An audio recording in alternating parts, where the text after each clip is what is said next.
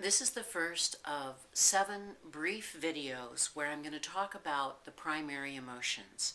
And we begin with sadness.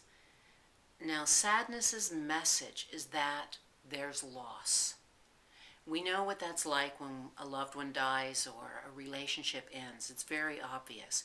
But there are a lot of other losses that are not so easy to recognize or that we don't realize are actually losses that require us to process and that we do feel sad about.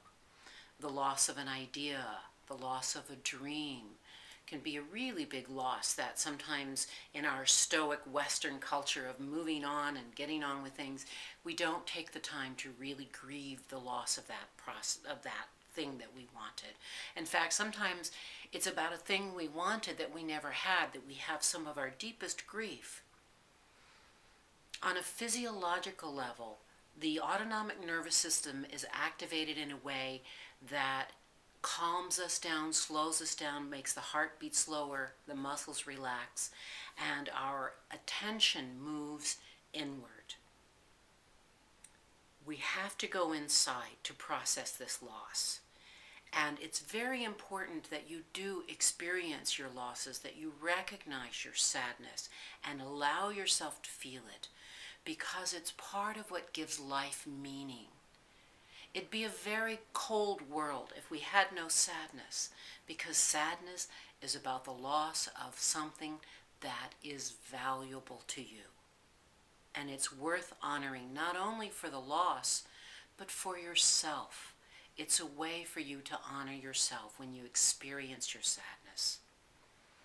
Now, some sadnesses will stay with you in a way for the rest of your life. When I think about certain people, I always get a little bit sad. I might be happy too in remembering good times, but there can be that kind of wistful, beautiful sadness that goes along with that. In fact, the name of this video is Beautiful Sadness. And I call it that because sadness is a beautiful emotion. It's an important emotion.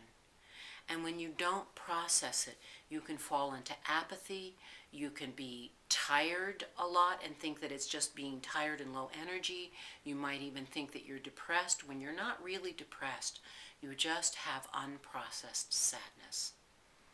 So I want to invite you right now to take a moment to feel your own body, to think of something that you've lost or someone that you've lost in your life, something that makes you sad, and notice what that energy is like in your body. Get in touch with this and remember it so that you can be aware whenever those losses occur and whenever that sadness comes. You might be in public in a place where you can't just fully experience, and that's okay. You just need to feel it inside and recognize it, and then when you have time to be with that, if you need to cry when you have the appropriate moment. Our emotions, they're not supposed to be in control of us. We can be in dominion of them, and they need to be acknowledged. They need to be felt and experienced. So I hope that this has been helpful. I appreciate your comments. Please leave me comments on the website, and feel free to email me with any questions or comments that you'd like to communicate privately. Thank you.